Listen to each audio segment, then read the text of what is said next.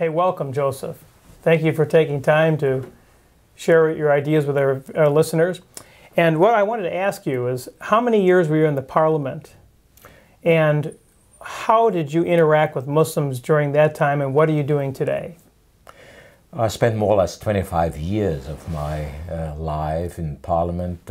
I'm still active. I'm chairing the breakfast group in Parliament still, and do have a lot of associations of international cooperation and several other fields.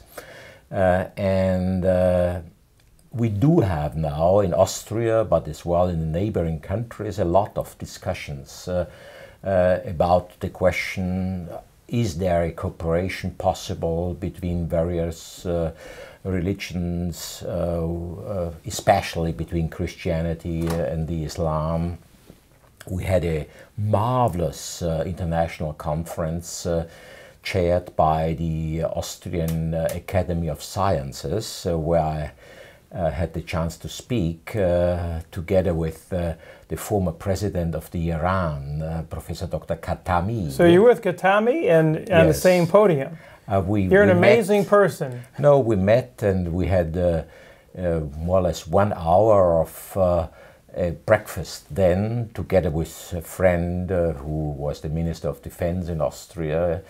And of course we tried to tackle that question, how to bring down the tensions and how to find similarities, parallelities, ways how Muslims and Christians think in the same direction.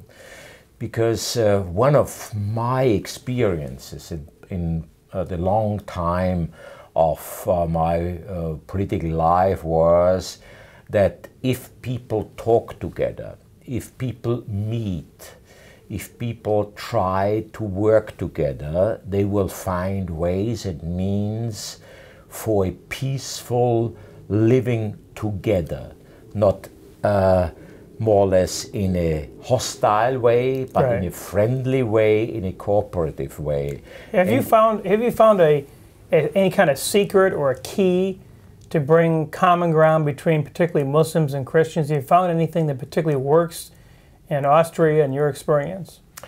At first, it's the person of Jesus. Really? Yeah, the person of Jesus. I mean, some Muslims in Austria told me that the name of Jesus, of the prophet Jesus in the Quran, is more often named and quoted than in any other book, you know. So they do have some adoration to that person. So if we look for common grounds, we always have to find such elements like quotations of Jesus there and quotations, for instance, of Jesus in the Bible. And if we concentrate on the parallels and try to get rid of the hostile elements, of course, which are as well in this or that sure, then we come together and find those ways. I mean, I made a study in my previous function as professor for social sciences about the development of various religions in Austria and in Europe. And we do find that Christianity is going back, that means is being reduced in the last 30 years. In Austria it has a tendency of about up to 15%. 15? 15. That's it. In 1976, for instance, the exact numbers were 6.9 million people who were members of the Catholic Church, which is the predominant church in Austria. Nowadays it's 5.6, you know. I mean, it's a tremendous 1.3 million in 30 years, you know.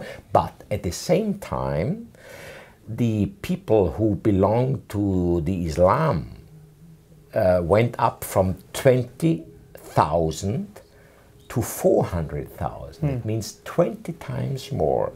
So it's logical that we should find, for a peaceful nation like the Austrians, find ways of cooperation. And this is a work which can be achieved if both sides are ready to do that. And I would say you always find people if you want to find them. Josef, I want to thank you for sharing the secret. And the secret seems to be the person of Jesus. That's right. And coming from a person of your stature and influence and background is a powerful word for all the listeners. Thank you very much for joining us. All the best. Bye-bye.